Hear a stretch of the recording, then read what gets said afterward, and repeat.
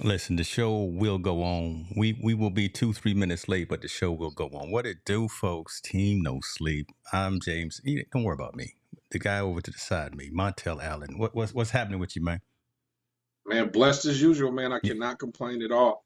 Enjoying this Midwest weather out here in Chicago, so yeah. cannot Oh, complain. Chicago, Chi-Town. Yeah, Chi-Town doing this thing out here, man. Great food, great people. Love it out here, man. Cannot complain at all. Yeah, listen, Chicago, the truth. So shouts out to, I don't know where you stand, but hopefully you're close to the Riverwalk, and you out there can go after we get done tonight. Go enjoy some of the nightlife and some of the environment around there. Don't get lost though, because you can get lost in Chicago. Right. I know. I know. So Yeah. I'm gonna leave that right there and just say that. Listen, we got folks popping in. We see you. Appreciate you on all the channels for coming. We are still waiting on our guest. Our guest is having some technical issues. So when he joins, listen, the speaker, listen, his hands must have been itching. Just came into the back room right there. Just came into There the we go. back room. Brother Stark, we see you too as well. Senior, we see you, sir. So the show is about to officially begin. As soon as our guest gets some video, I got him in the green room, but we don't have video yet.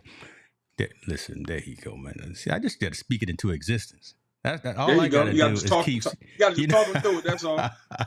I just got to keep speaking into existence. Dan Roth, we see you. Hey, appreciate you, sir, Mr. Roth. Let me go ahead and give you these flowers, man, as well. All the effort and work that you've been putting in, because we want to continue to have some discussions around some topics that Montel and I have been championing for a while. So yeah, I'm in contact with some folks so we can bring on some of those diverse perspectives about some of the things that we've been talking about. So appreciate you, Dan, for putting that wheel in motion, and we gonna make things happen. Chris Stone is in the building. Listen, let me sit up straight. Well, not just because of that, because of the man we got behind the scenes too. I'm gonna shut up. Montel, you tell folks if they don't know who we got coming on the show here tonight, because this man Absolutely, right man. here. Our special guest for tonight is a 5-time All Pro Bowler, Ooh, All Decade Team in 1990. Graduate from Cal. Probably was spearheaded the Tony Dungy's defense, especially when they implemented the Tampa 2. The man sent from his high school where he's been coaching. I think he sent 4 or 5 guys to the NFL. And most of important on his latest accolade, the man just finished with his master's degree from Cal Berkeley. And he's a good friend of mine. No further ado, let's please introduce Mr. El Dragon, Hardy Nickerson. Let's go. listen. Before he say something, see, we waiting on them Cal Bears to show up. That's what it was. See, that's why we took so long for them to get here. We waiting on them Bears. Dr. Nickerson, how are you, sir? Doing well. How are you guys doing? We Bless, well. Man. We well appreciate you for being here and joining us. Team No Sleep. This community is fans, fanatics, socially aware. They know their sports. They know all of your accolades as well, and they probably taking screenshots right now. They're saying, "Oh Lord," and we got this man on screen. But let's do this. Let's not be remiss. Appreciate you for being here. For folks who maybe don't recall again, Tampa Bay, Jacksonville, Green Bay. Come on, let's keep going down the list. You notice I left one particular one out. I need to go get my terrible towel. It's in the garage though. It's in the this man, y'all play for all of them. But tell folks. So that's what it is right there on the defensive side. Linebacker been doing some magical things. Talk to folks real quick before we go into some discussion. What you're doing today, if you don't mind. What I'm doing today, I'm head football coach at Bishop O'Dowd High School in Oakland. We've been preparing all summer for our season, and right now we're taking a little downtime before the season actually starts, and our guys have had a good summer, put in some good hard work. We got some players that are gonna, I think they're gonna light it up this year.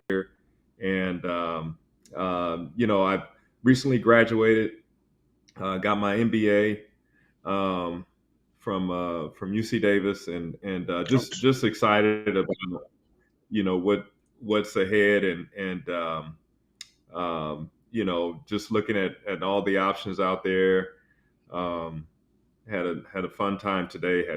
Got a chance to spend some time over watching the 49ers practice today, and really just enjoyed just watching some good football. See, you get an extra set of accolades right there. The man said he an Aggie too. So I'm a Sac State man, but listen, I still got keys to the dorms. Well, okay, let's not deviate. But yeah, shouts out to them UC Davis Aggies over there as well. See, we already got some hecklers in there talking about the Giants could still use you. We gonna leave that alone. We're not gonna bring anything up like that. The Giants. Oh, wait a minute. I'm sure your 40 time is still what it needs to be. I'm sure the 40 time is still what it needs to be. Oh, well, I don't think I can run that fast no more.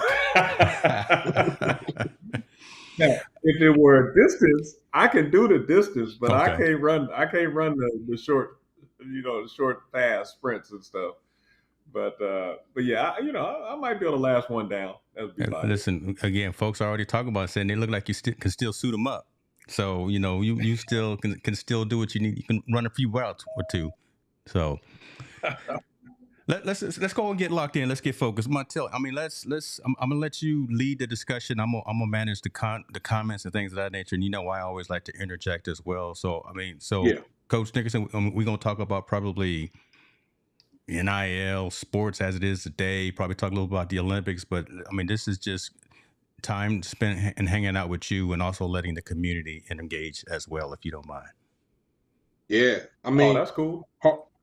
Absolutely. Hey, Hardy. So my first question probably for you, and just get your perspective on college football and its current state with the NIL and how things are going. Like, it's got to be difficult because you're a high school coach, and in that transition now, it was hard before, but now it's even much harder now with the NIL, and then now the Power 5 is a little bit different from everybody else, and the lack of Division II schools in California, no NAIA schools except for one in California. So how do you look at the plight, the platform of college football right now from your eyes?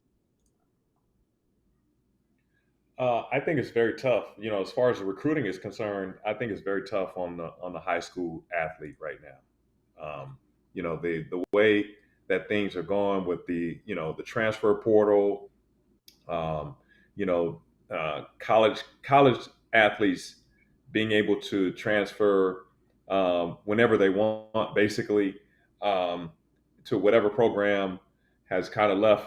It's really slammed the door on a lot of high school talent that we should be seeing move up to the D1 and D1 FBS and FCS levels, it's just become a totally different ball game. It's really semi-pro football, in my opinion. Because as you look at it, the NIL deals, each school, instead of now they're offering money to players, and the high school kids that actually are getting offers, they're getting offered money, and these schools are having to compete with on that end, which I think is making it super tough. With the way that, again, the transfers are going, and then the limited spaces for high school kids, man, it's just tough out there, and it's hard to imagine, or even think about, the path that these young athletes should take, especially if they're trying to break into the college level. I think it in the long run is going to hurt high school sports. Mm-hmm. I agree. I agree, and I've been echoing on this show that in the near future, Power 5 is going to divest from NCAA. And the reason why I say that is because Power 5, they're already getting paid. They're getting paid big money.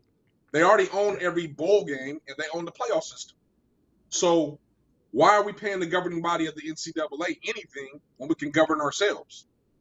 And I think the only thing that's holding them back right now is figuring out the basketball tournament. Like, how do we still have a competitive NCAA basketball tournament to be able to participate in that? Otherwise, football is already locked. That's already done. They know the big money maker is already set. The next big money maker is men's and women's basketball. Obviously, can't divest because there's not 65 teams or a tournament for them to participate in. I think as soon as they figure that out, they're out of the NCAA. Yeah. Your thoughts? I agree with you because it's just one of those things, they at some point the big schools are gonna basically divest from the NCAA, and it's just a matter of time, I think, because of number one, the money that's at stake, and well, actually, it's all about the money. So let me ask you along that line, right? So and this goes with the question right here. How are you at your level, right, preparing your athletes, your student athletes for dealing with the money conversation, right? Dealing with the NIL conversation and still maintaining their grade level and things of that. Oh, so for me, it's all about the kids that are getting recruited. I'm making them aware that, hey, this is something you need to talk about, because now it's more than just committing to a school or having a favorite school, right? It's about, hey, I went here, I had an official visit, they offered me this amount of money, all right, I went on this visit, I like this school, but they only offer me this amount of money, so it's becoming a money game, and unfortunately, it's knocking out some of those schools that should be favorite schools in favor of the schools that are offering more money and more things to go along with their NIL for their student athletes. So I'll go one step deeper than that. Do you feel that these kids at the age of 16, 17, and 18 have the capability to make those kind of decisions? Because some of them are making, that's life-changing money, and some of it's, obviously just a little bit of money. But that life-changing money and those opportunities, do you feel they're equipped, and who will they come to get that kind of information to make sure they make the right decision? I think some might be because of the support system they have with them in terms of family, extended family, or relationships that they have with their coaches and people who have been in this business. But for those that don't have that, oh man, that's a tough one, because they're just looking at dollar signs, right? And sometimes it boils down to even more than just the dollar signs, right? And in terms of where you're gonna go to school and all that. I just remember when I was coming out, and this is this is a long time ago. You flashing back? You about to flash back on them? I'm flashing all the way back to 1983, wow. 82, 83. But it, hey, I was getting recruited and taking the official visits and everything. And at the end of the day, I sat down with my high school football coach, my principal, my parents, and my uncle, and I had three schools I was trying to decide between, and it was at that time it was Arizona State, USC, and Cal, and so they asked me point blank, hey, where do you think you want to spend the rest of your life? And I couldn't think of living any place else, I'm a kid from South Central Los Angeles. I didn't, hey, from Compton, I wasn't thinking about living, in any other state at all. So my initial response to that was, hey, I plan to live in California. So that then that narrowed down my choices. However, if there was money involved back then, oh man, I probably would have taken the money. Wow. Yeah.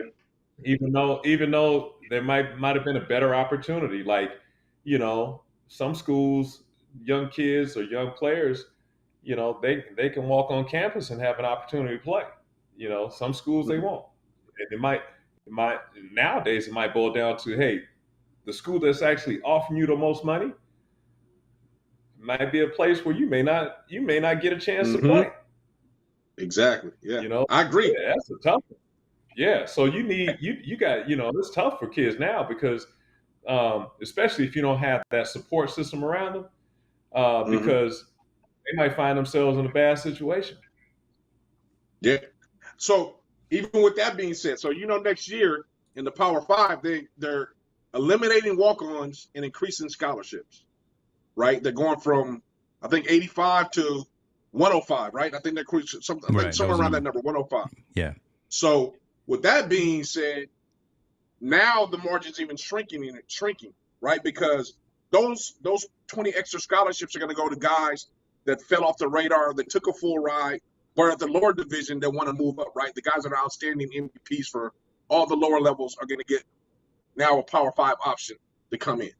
I think now that even shrinks it more for high school kids because, the funnel goes down. It doesn't go up, except now in this case it's going to go up because there's more money to be spent. I think now there is no room or margin for development now. It's like you have to be ready now if you want to get a scholarship, especially the Power 5. Power 5, you got to be ready now. I think even below that, non-Power 5 schools, you're pretty much going to have to be ready to compete right now. I'm not going to say start or play, but you got to be in a position where I can compete right now. If somebody goes down, I'm moving on the travel bus, the next man in line to get on the travel bus and can make an impact on special teams during the game. Yeah. You feel that? Yeah. I just don't think there's no room for development. So I think that puts more pressure on the high school kids. And where there was that room for development, it's now going to be seeping down to the NAIA Division II level, right? You got to go there and JUCO to go get developed to possibly get to earn your way to move up if that's what you choose to do, or stay where you're having success. I just don't know. What do you think about that? You think that room for development is gone, or where do you see it? Ooh, I think it just makes things even tougher when you start talking about adding more scholarships. Some schools are going to see that like, oh, I can add more portal players. And so where do they get those portal players? Well, if I'm an FBS school and they're standout players at the FCS level that have proven that they can handle playing at the college level, they're going to go after them. They're going to go after I even think just non-Power 5, right? Not even FCS is going to go.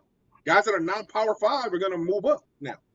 Yeah. The group of 5, they're going to see that influx of kids, guys moving up, and then those guys that don't pan out at the Power 5 level, they're going to be the ones moving down. So it's going to be oh man. Yeah. So that eliminates high school kids altogether. And I'm trying to explain to people that's going to eliminate high school kids just about altogether because there's no need, right? If you're not in and you're not already developed, obviously the top echelons of high school kids are going to go. They're always going to go. That top 100 are always going to get themselves to get out of there. I think that level that needed to be developed is going to be hard. Yeah, and here's the other thing is I want to hear coach instead of me. when you're talking about this, the other thing is they're talking about adding adding another signing day to the summer before the kid's senior year. Now, here's the thing: how many kids are ready, right, scholarship ready to sign a letter of intent in June before their senior year. I mean, that's just, to me, that's just mind boggling, right? Because Mm-hmm. back in the day, or less than 3 years ago, or even 3 years ago, they were seniors. Recruiters are saying, "Hey, got to see you. Let me evaluate your first 3 games of your senior year, and then then we'll offer you." Man, what happens? My thing is, wow, what happens now with that early signing date? Spots are going to be gone. The Yeah. seniors that are looking to still earn something, that's going to be tough, man. It's going to be tough. And do you think some kids was forego their senior year, like that kid that went to Texas? I mean, went to Tennessee, that Polynesian quarterback kid. He didn't even play his senior year. He went there to develop. Yeah. Yeah, I think some kids may opt out. They may opt out. Yeah. Or or they may they may try to do the post grad, or some kids might even try to I don't know how they pull it off, but they might even try to get on campus in that summer. It just, you never know what's next. That's crazy how recruiting has now changed from, I mean, being from back in your day, right, to where it is now, right? Again, where it has to be, and I'm third person looking in right now because it's been a while since I've been on the field, been on the court, but whoever's got the most access to resource, who's ever got that personal coach, that personal trainer, whoever has that kind of access, versus someone who can go through the years in high school, work with a coach like you. Listen, y'all, if y'all don't know, listen, Hardy, it has been on the list to get the bust for a number of years. He gonna get that bust. So I mean, if I could get that, if I as an athlete could get that kind of tutelage from someone like you, maybe me, third person looking in, I would much rather do that. I know, again, it's a money conversation right now. I've got the possibility of maybe getting injured. I got the possibility of getting lower in the draft or whatever. But man, if I can get under your wing, right? Again, coming up as a quarterback, coming up as a linebacker, as a wide receiver, whatever the case may be, that you can't necessarily put a price tag on that. Again, just different cats here talking, and we see the comments. We're gonna get into it, but man, I wanted to throw that in, man. It's just because, Montel, I know you deal with that as well, and Coach, you're dealing with that on an every single day basis. That just your conversation is different now with some of these young kids who say,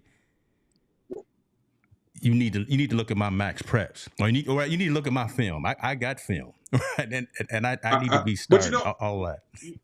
You know what's crazy though? What's even crazier is now that, like the state of Florida, high school kids get NIL, and it's coming to California soon. I guarantee you, it's going to be following suit. So now we're going to run to a situation where high school kids could get NIL money as well. That even is going to add another layer on top of everything, because now obviously private schools will have more resources and funds, right, to attract all the players, or all the good talented players, more so than anyone else. But then we're going to have, like I said, NIL is going to start to be the discussion. Now, the caveat is now the pressure with CIF is going to be transfer rule. It's kind of already open as it is now, but it's going to have to open even more with the NIL rule, because money's going to be the drawing factor for everybody. How you going to tell a kid he can't go play somewhere when the school's going to offer them his family $10,000 a month? If he's that dynamic of a talent. I just think this whole recruiting thing has become a slippery slope, and high school kids are the ones that's going to be asked out when it comes to it. I don't like that. I just can't. I just think, I don't know, Hardy, you got a different perspective. Please enlighten me. Yeah. I think it's just going to be a harder process. At the end of the day, though, I think if and this is what I tell my players, and tell anybody that asks me about this. If you play well somebody gonna find you. Yeah. You know, I think it, but now with all that's in play, the NIL, the transfer portal, now you have to really be exceptional. You know, at the high school level, I think Montel mentioned this a little bit earlier. You have to play. It means that, hey, you know, you have to show something freshman year. You can't wait till junior year to start playing varsity football. You Yeah. know, if you got talent and you can play, hey, you know, you got to start building that resume. You got to get some video. You got to get on tape. That means that process has to speed up. You know, and then you got to show some extraordinary talent.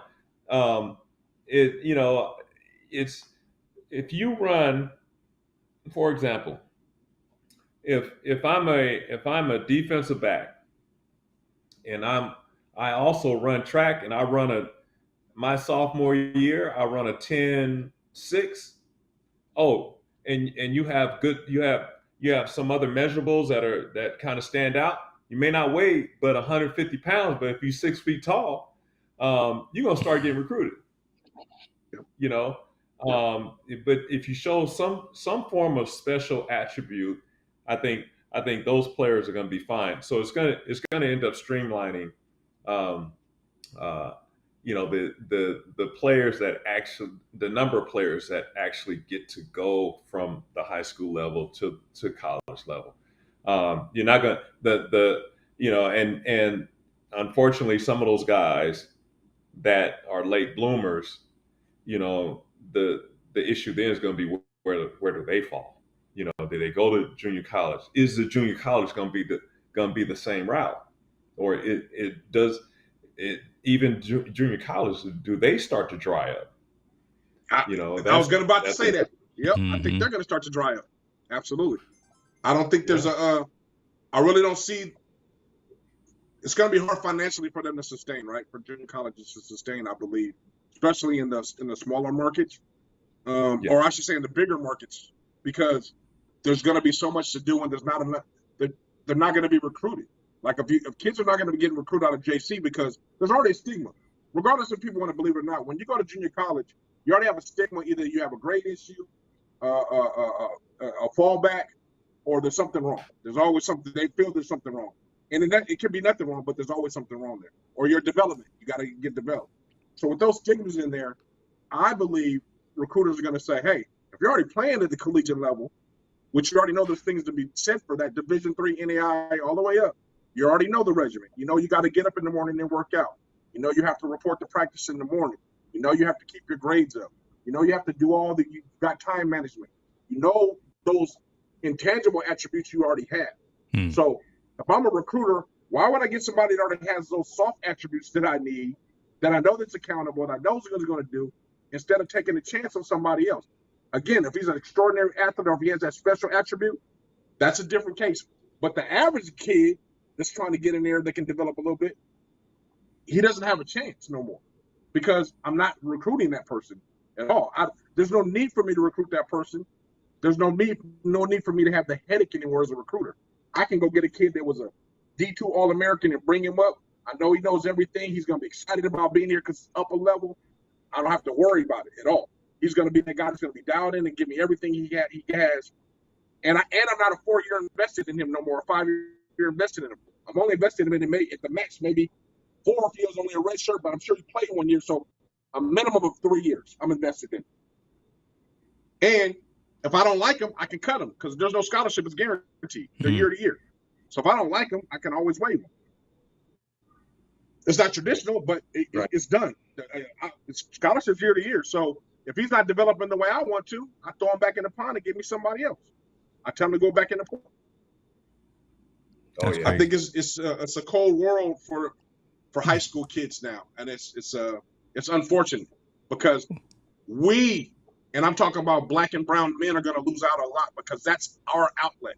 A lot of us are playing sports and playing football in particular because we think that's an outlet to get us out of the conditions we're in, especially when they're in urban areas.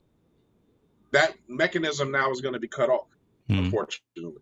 And see that conversation right there again, coming from here's ammunition more to my argument about Coach Nickerson.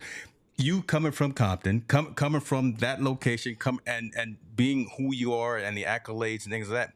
Again, you can't buy that. I would not forego that. Listen. We even got some Ravens fans in the building. So listen, we can talk all we want to. Shout out to Yolanda for being in the building.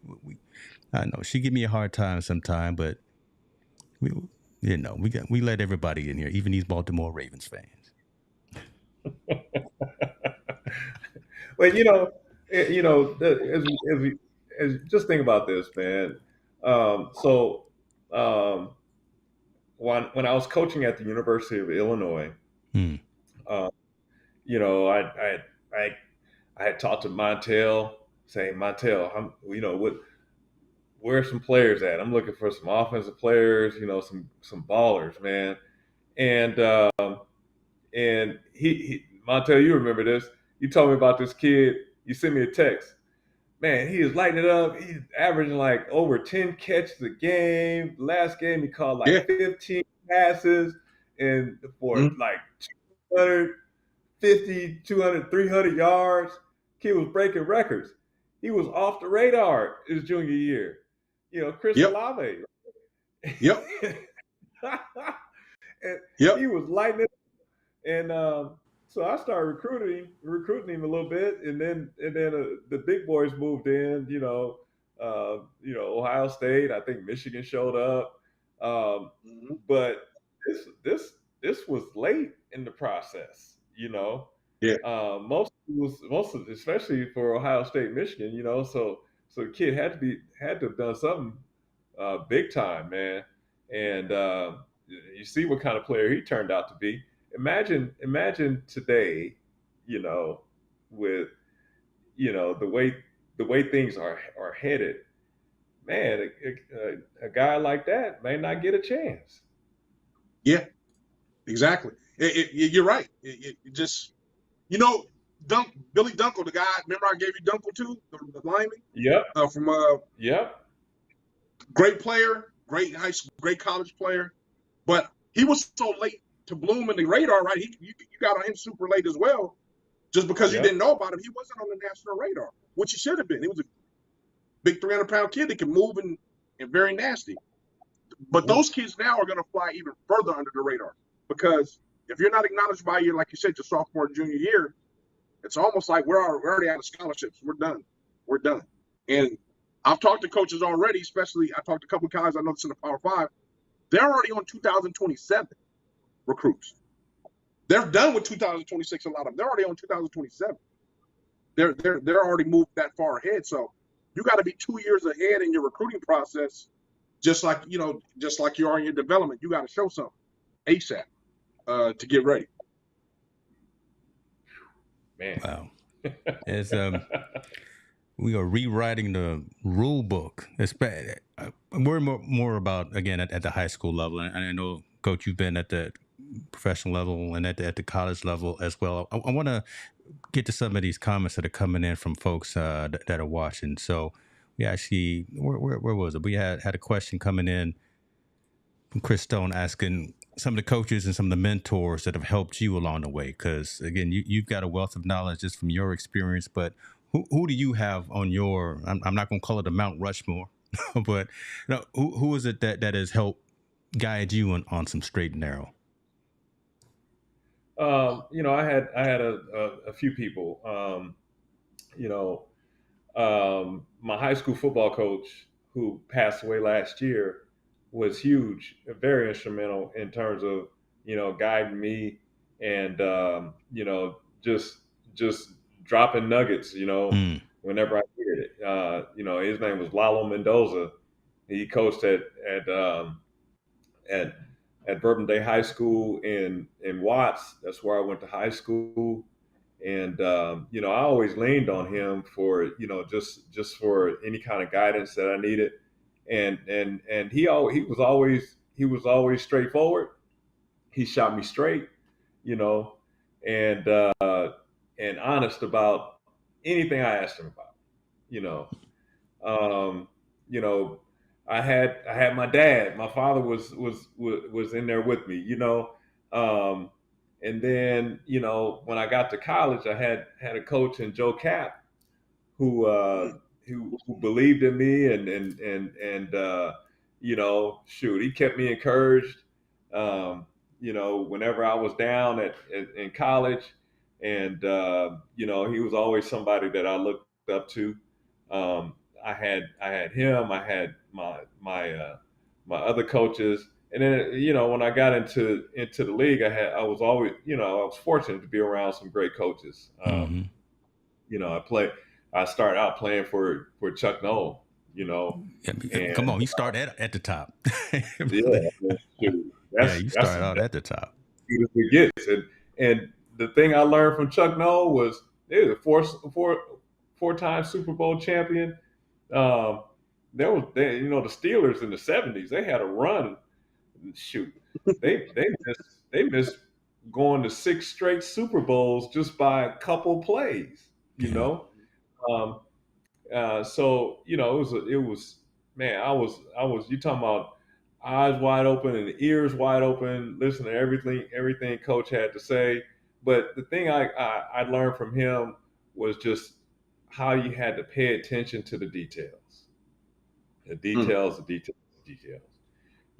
and the fundamentals of, and that's carried over into everything, I think. Yeah. There you go. And then I've been around, had Tony Dungy as a head coach, had Tom Coughlin as a head coach. The defensive coordinators were always great. Been around some good ones, and Monty Kiffin and Dom Capers. Shoot. So I've had the good fortune, man. Bill Cowher was a coach I've been around, and Marvin Lewis was a linebackers coach of mine. So I've been around a lot of good coaches, and for me it's just kind of taking the other coaches have just been taking little bits, but when it's all at the end of the day, it started with my high school football coach, and Hey, and that's where. so Hardy, I'm gonna shoot you the football questions now. Okay. I'm trying to get to the inside scoop. Get behind the story. We'll get to that, but I want to shoot you the. Who was your favorite teammate to play with? Oh Lord, no! Don't start no trouble now. Come on now. You know this is recorded and it's live. Don't. Oh my God. My favorite teammate. Yes. Man, I got a couple of them, man. But my favorite teammate was a guy that we were drafted together. First we played in the Hula Bowl together after our senior years of college, right? And let me preface this. I got a couple of them. See, there he go. There he go. Clean it up. Go ahead, clean it up. Yeah, so really, one I played in the Hula Bowl with. We were drafted by the same team, and he was a safety. I was a linebacker. Thomas Everett. He one of the greatest college defensive backs in college football history. He's in the College Football Hall of Fame, 2-time All-American. He might have even been a 2-time. I forget the award that goes to the top defensive back in the country. I think he won that twice. But that was my guy, man. I had some other great teammates in college. My nose tackle, his name was Majette Whiteside. This dude was a baller. He was a baller. I mean, and I wouldn't have made, I made 500 some odd tackles in college. Well, he's probably responsible for at least 400 of them, because the way he took up offensive linemen, and I was able to run downhill and make tackles, man. But yeah, man. Yeah, so my man Thomas was a Thorpe Award. He might have been a 2-time Thorpe Award winner. So those two guys, man, they're probably my, and then, I hate to, it's hard to say the favorite, because some of the other guys I grew up with, in terms of as a player. Um, Mm. Rob Woodson was another great teammate of mine. Shoot. Another linebacker that I played with in Pittsburgh, his name was David Little. He was a great teammate. Oh yeah. I've had some great teammates, man. I've had some really good teammates. That's cool. Right. So hold on. No, I know you're probably going to ask the follow-up question, but I'm just going to give us some shots out because you mentioned about the Thorpe Award, and we were at the Super Bowl. Martell and I, we were at the last Super Bowl, and we got to meet the Thorpe family. Oh yeah. Yeah. So that was an honor and a privilege just to be in the same room with them. So that's pretty cool right there. That's pretty. You gonna ask him who his worst teammate is, aren't you? No. I don't want to put him on blast. I don't want to put him on blast. You gonna ask him that. But listen, man, the man he's still employed. Don't mess with the. No, I ain't gonna do that to him. I ain't gonna do that. All right. Okay. Toughest offensive line you had to face, and I think I know who it is. But go ahead. Toughest offensive lineman, man. Yep. What? Hands down, Bruce Matthews. Woo-wee. Really? Oh yeah. I thought you were gonna say Larry Allen. Well, Larry. I played against Larry, but Bruce Matthews. Woo-wee. Oh, no, Bruce Matthews look like a grown man. Yeah, hold on. Yeah. You said woo-wee twice. Listen, I just pulled him up. Bruce Matthews like a grown man, man. Listen, okay. Yeah. He was grown and ingrown. Wow. Mm-hmm. Okay. All right. Toughest running back. Toughest running back? Yep. Oh man. Well, okay. So there's a difference here, right? Okay. Because this question is already in the comments. Just so you know, we're gonna preface it right there. This question is already in the comments. You asked me who was the toughest. Now I played against a tough, like run you over and then run you over again and run you over again. Right? And then there's a the most elusive. All right, so the toughest running back I played against was a dude named Kevin Mack. He played for the Cleveland Browns. Yeah. Of course, I played for the Steelers. They were the rivals. Man, there was one game when Kevin Mack just about ran over everybody on the defense. We had somebody hit him in the backfield. It should have been like a tackle for loss. Boom, ran him over. Then he hit the outside, ran over defensive end. Boom. Then he got cut back, ran over safety. Boom. Then he ran over a couple of us linebackers. Boom.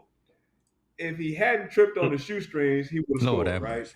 Man, tripped over on that play. This dude was so tough. When he retired during training camp one of those years, and so we're in the locker room getting dressed for training camp practice, and we heard that I think it came on a ticker on ESPN that he retired. We were like, yeah. You think we won a Super Bowl, man? We ain't got to tackle him no more. Oh, that dude was tough, man. Okay. Who was the most elusive? James Kevin Mack. Okay. Oh. Who was the most elusive, Hardy? Barry Sanders, without a doubt. Barry Sanders. He make you miss in the phone booth. It was crazy. It was ridiculous. Now I'll put you on the spot. See, there we go. We knew it was coming. We knew it was coming. That you went against.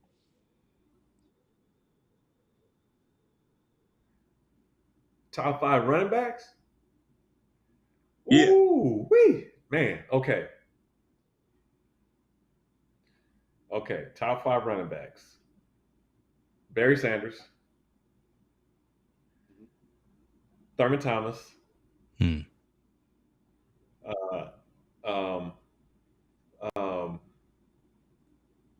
Marshall Faulk.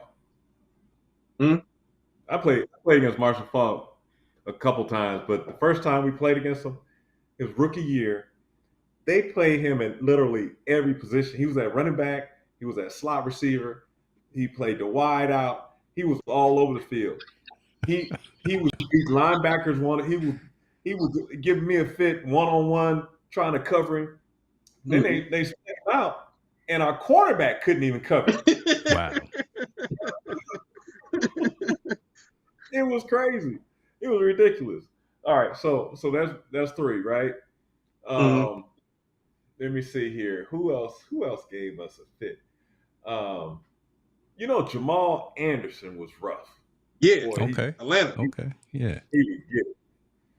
And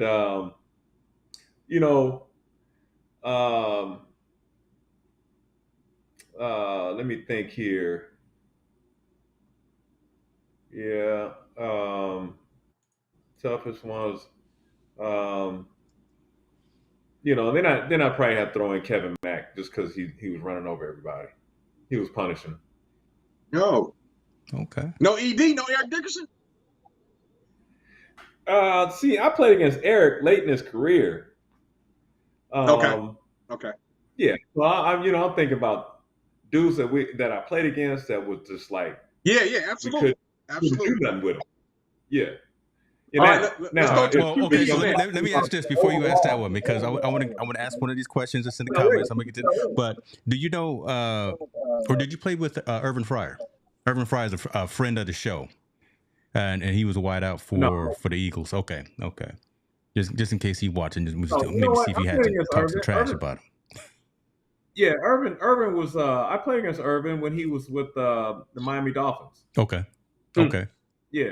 Yeah, just one time. Yeah, that was it. Quarterbacks. Hey, tell me about them quarterbacks. Who's the toughest quarterback you played against? Man, the toughest, the baddest quarterback, and man, Joe Montana. Woo! Joe Montana, man.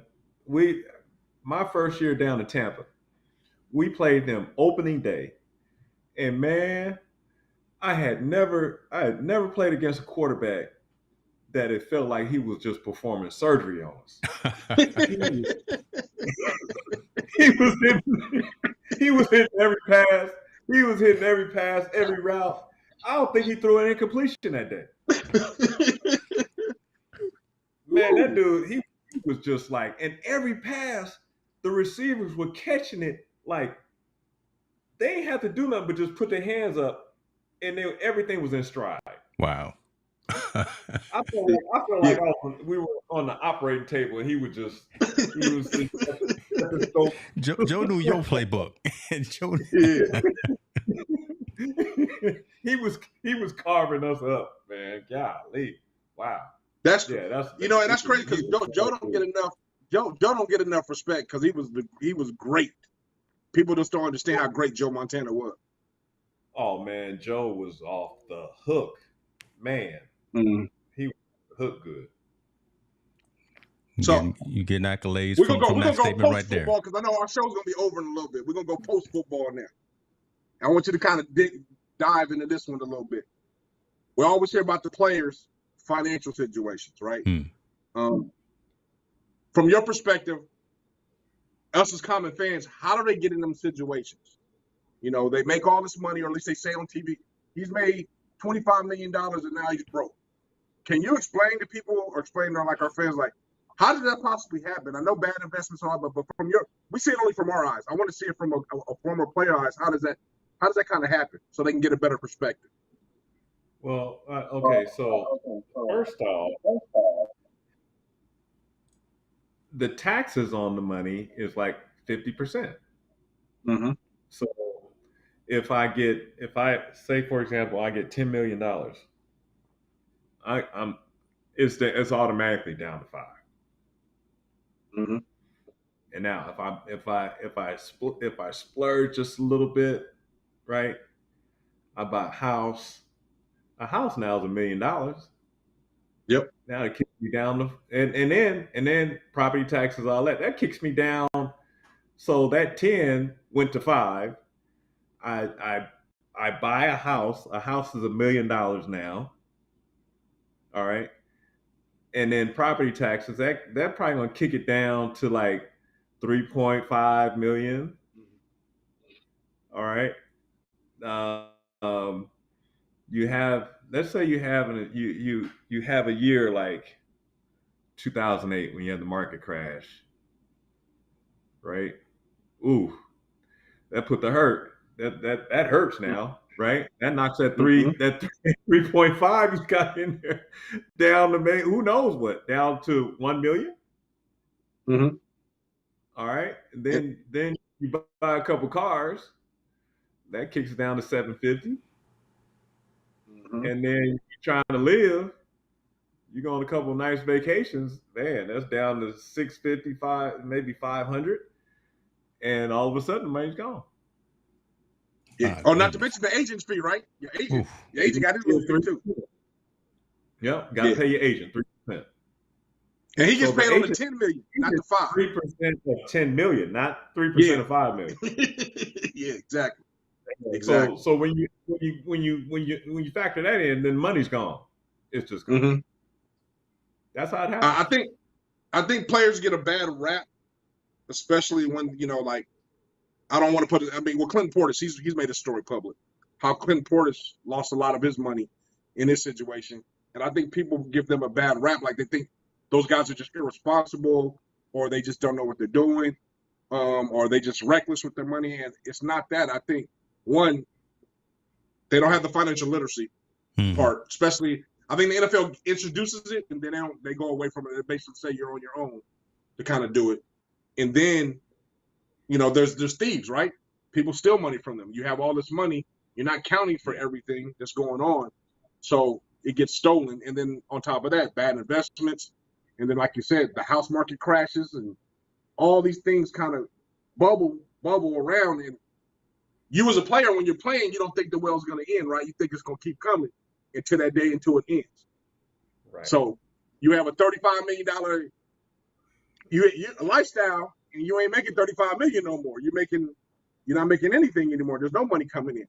I think they get a bad rap. They get a very bad rap for losing their money. And I just think they have we just don't, we tend not to empathize, right? Because we don't understand what's really going on. And there's a lot going on in the back end for a lot of these players. Oh yeah. And then you have people that are just, like you mentioned, ripping them off, man,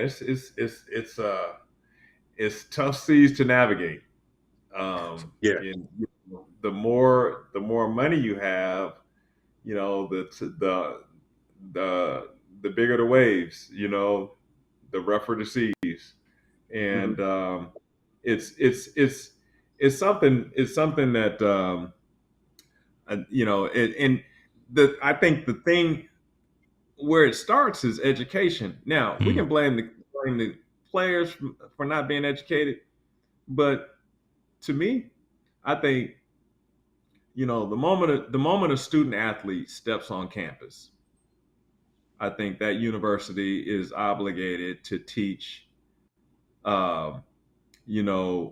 just some form of business, personal economics, balancing the books, teaching about taxes. That should be that should be the curriculum. We've talked about that a lot. Yeah. On college campus. All right, because you bringing these athletes in and you exploiting them.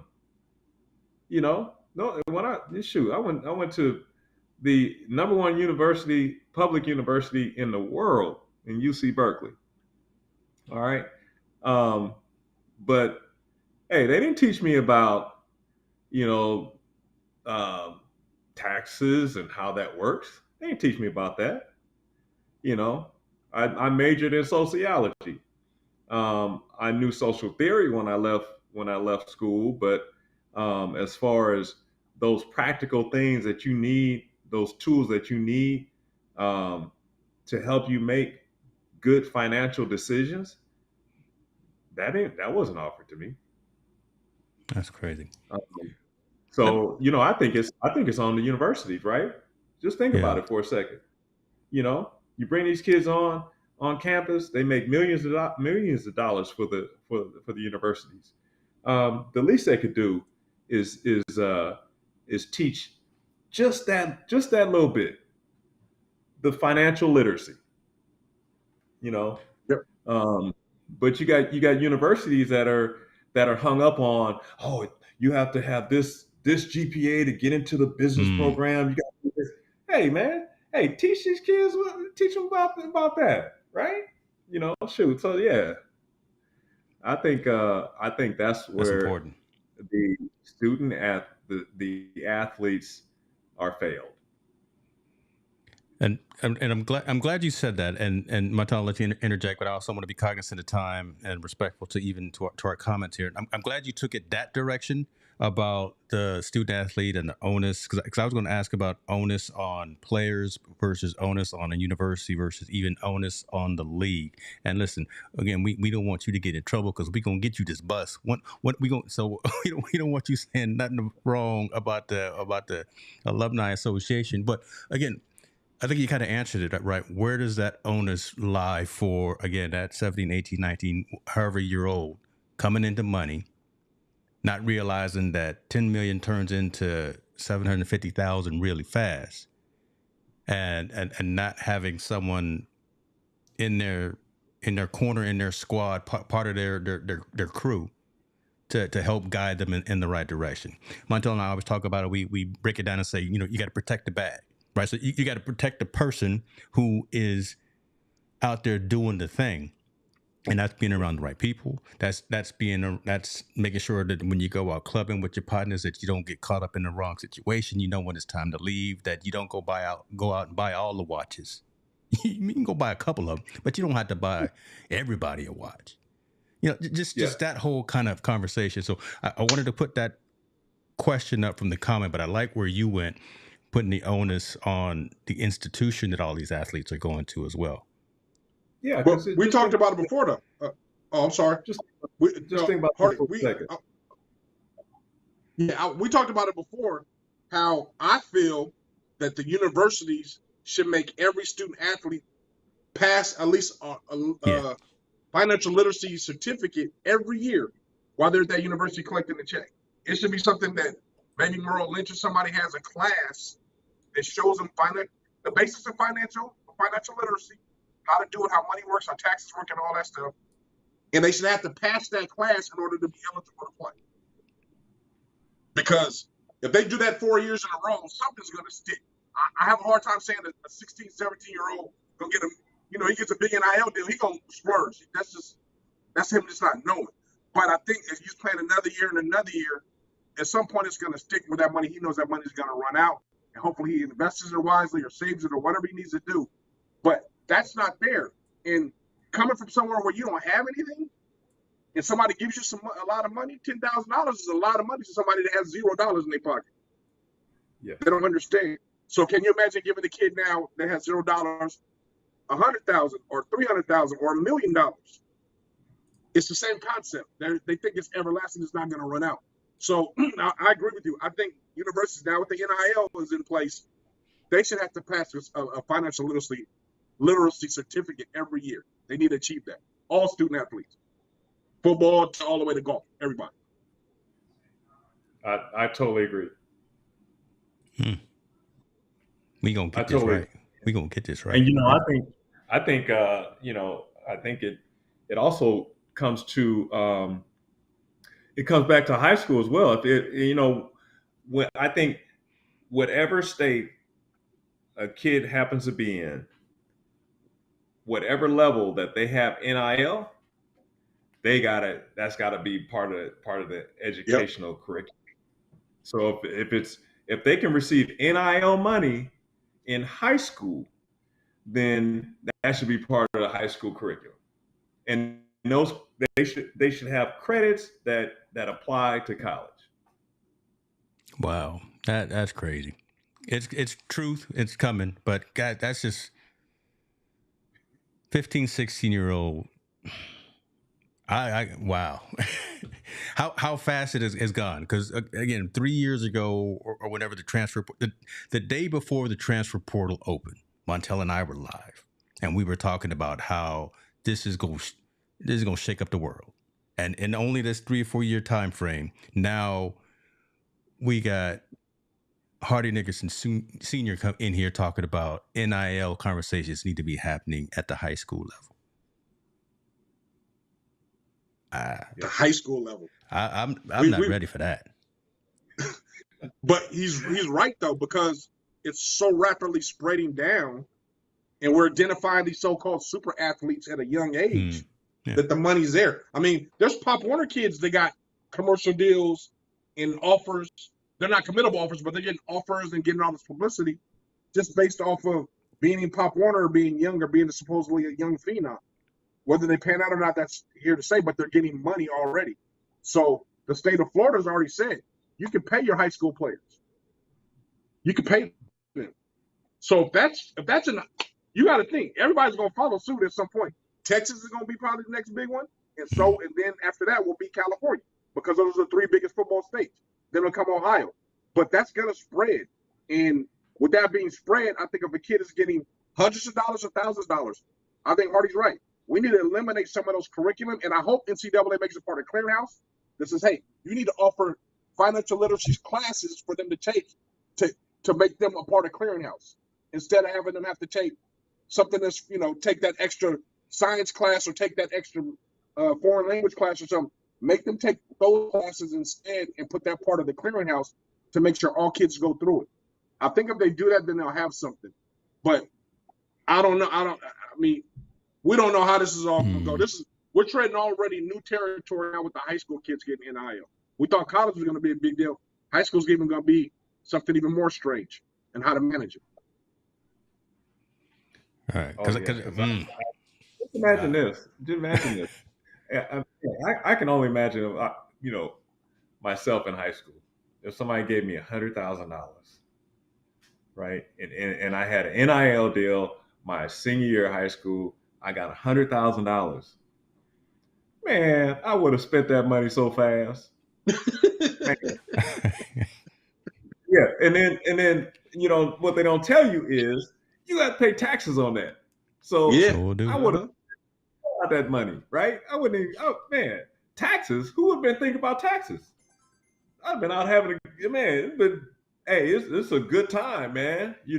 Whether it's a good time or using the money to, help my parents or however, man. But there has to be some type of literacy, man, because it's just, that's a bomb waiting to go off. That's why we got you. Literally, that's why we got you doing what you do. Go ahead, Monte, because I got two questions that I want to ask, but I'll leave them for the. This will be my last one, and then you can go ahead and shoot your shot. So, Hardy, with that being said, a senior is making $100,000 on your team. How do you manage that? Because he's making more money than the coaches. How do you combat that attitude with a player? Ooh, you know what?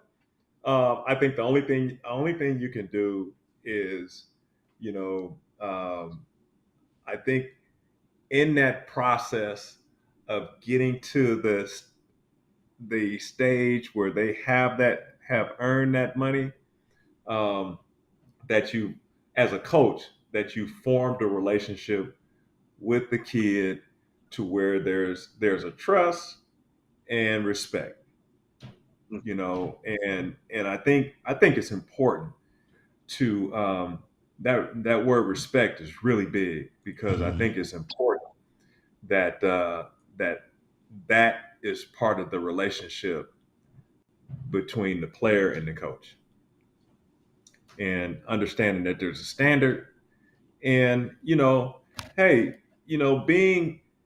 teaching them that it's teachable moments, no matter if they have money or not, right?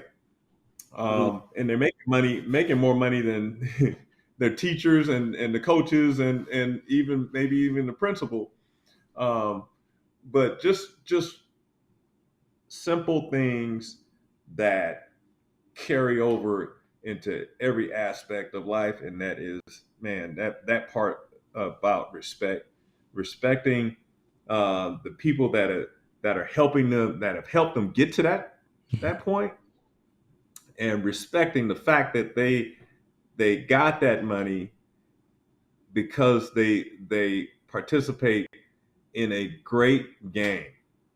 You know, Mhm. don't disrespect the game by just, oh man, I'm out. I'm not. You know, football's unlike any other sport in that everything's correlated. Like, receivers ain't catching the ball if you ain't got no line. If the line ain't blocking, quarterback can't pass it, can't get it to the star receiver. They can't hand it off to the running back, goes nowhere. Everything is interrelated.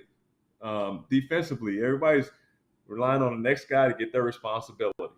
You know, so from my point of view, my standpoint, what I do is I try to form that relationship with the kids, a respect, um, so that I don't care how much money they have, they know that I'm gonna be that person that when they pick up the phone, because they can't pick up the phone and holler at me about anything, I'm gonna shoot them straight no matter what. Wow. That's just me. That's real talk That's right how there. that's how I'm rolling with them. That's And I'm gonna see, get the money.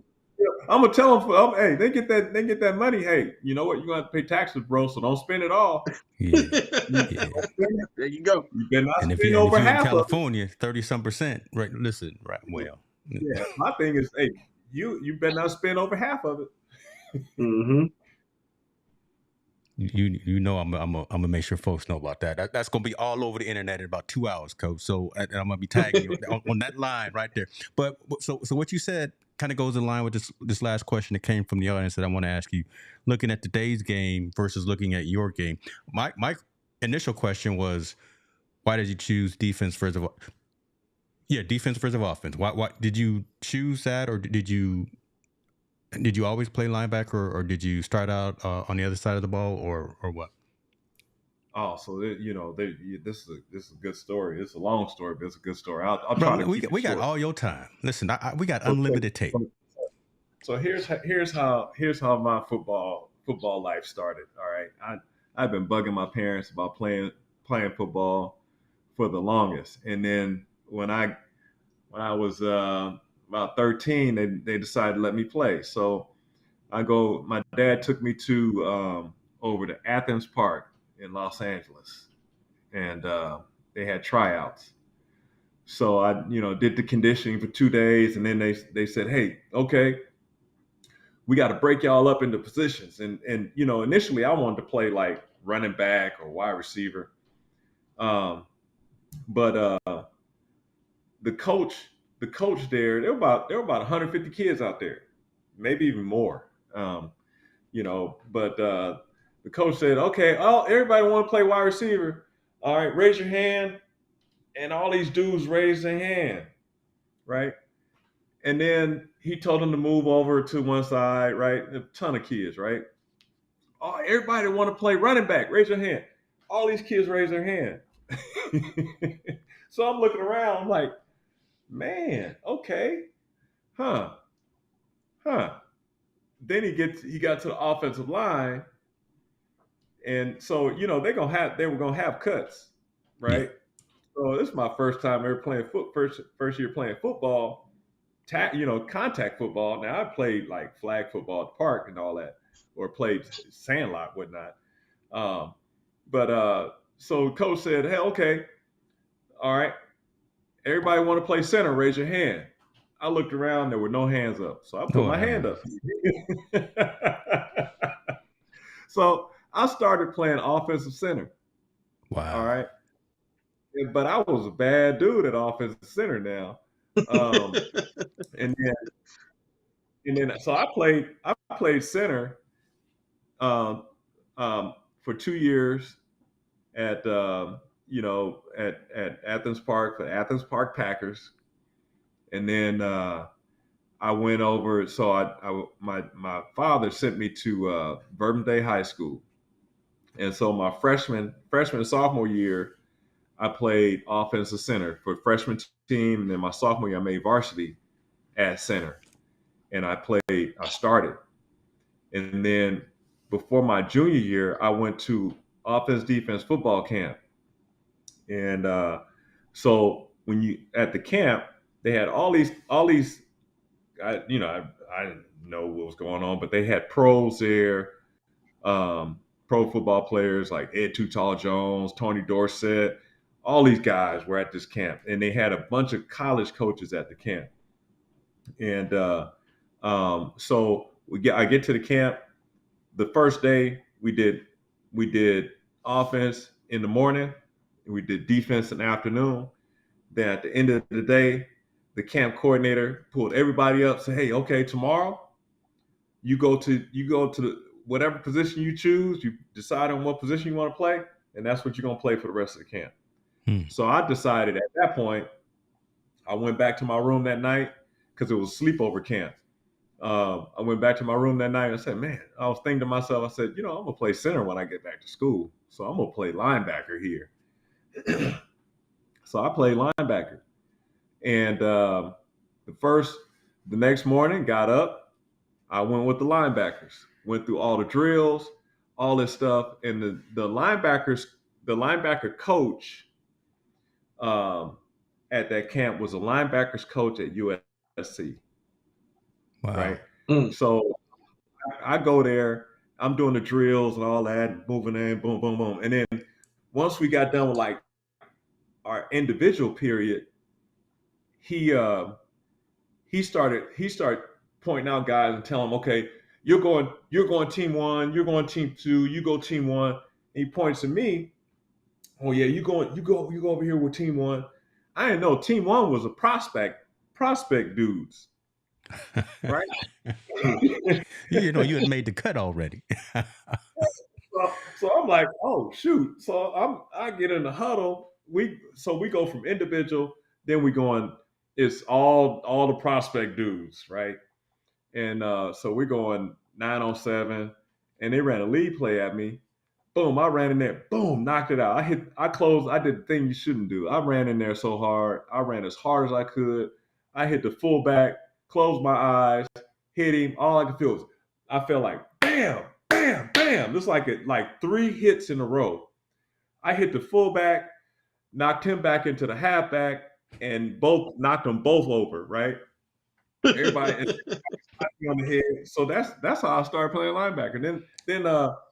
Then so I did so well that I earned like one of the awards. They only gave out 2 awards at every level. They gave out camp MVP and they gave out most improved player.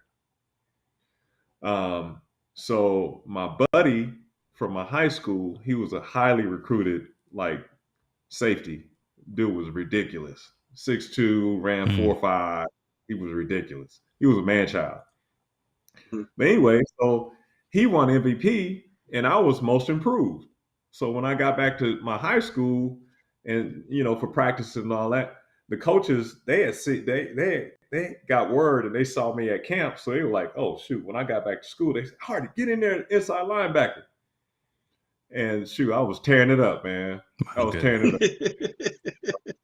And that's how I ended up playing. Now you know the rest of the story, boy. This man, right? Yeah. Yep. Yeah. I love it. I love it. Because I was going to ask you, along with that, your perspective of today's linebacker, right? A perspective of what you see today, if there's anything that you like, dislike, or, just that kind of thing. What today's game versus when you were playing as well, based off of this question that came in. But it's a different game. Mm-hmm. It's a totally different game, man. Shoot, you can't horse collar tackles. Those were kind of routines, routine tackles, right? Hip drag down tackles. You did that sometimes. But for the most part, it was like, I'm gonna try to knock you out. You can't do that now.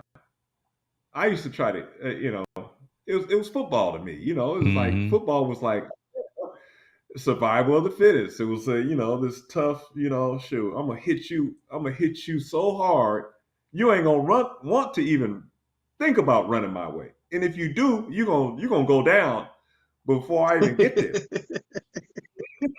know? You're gonna learn today. I tell you what. We got to have. So Montel, I mean, you got to chip in some, call in some chips or some points or something, because Coach, we got to get you back, man. Because there seems to be just some more depth to some of these stories that we got to get into. Plus, I want to talk about some of these awards next time too. I'm looking at all these awards, and I'm trying to count them all. You got a whole bunch of them, and so we're gonna do that. Montel, take us home, man. Because again, I won't be kindness to the coach this time. He probably got to go get ready, get the playbook ready for the young cats coming in tomorrow. So, absolutely. First and foremost, I'd like to thank Hardy coming on, being the guest, man. Really appreciate you, man. Good luck this season. Tell the wife I said hi, and all everybody else. And as we always go out, I think everyone out there, please be comfortable having uncomfortable conversations, because that's how we learn. That's it. Coach Nickerson, thank you as well. Hey, listen, we're gonna be watching. What is it? The O'Dowd? Montel, you wearing the O'Dowd shirt? Bishop O'Dowd. Yeah. Like Deion says at Colorado, we ain't hard to find. We Bishop O'Dowd, man. Okay. We had a question about Deion. You gonna bring that up? We're gonna say that for next time. But I need to get one of them O'Dowd athletic shirts. Hold on, who we know over there on campus? Okay, yeah, I'm gonna leave that alone. Montel representing the day. I see it. I see that. Always, you got to, Coach. Yes, sir. Got to, Coach. Got to. That's it. Yes. Coach, appreciate you, Montel. Travel safe. Everyone, listen, if you like what we did, let us know. If you didn't like what we did, still let us know. Come back as we continue to build this Team No Sleep into its own entity. And we will see you next week for sure. We out. Bringing the heat, Team No Sleep with champions meet. We're on the mic, taking over the game. No time for rest, no screaming for fame. Talking sports, breaking it down from the court to the field. All around town, we stay up all night, grinding on the mic, bringing news, real stories on the fly. Montel's got the stats changed.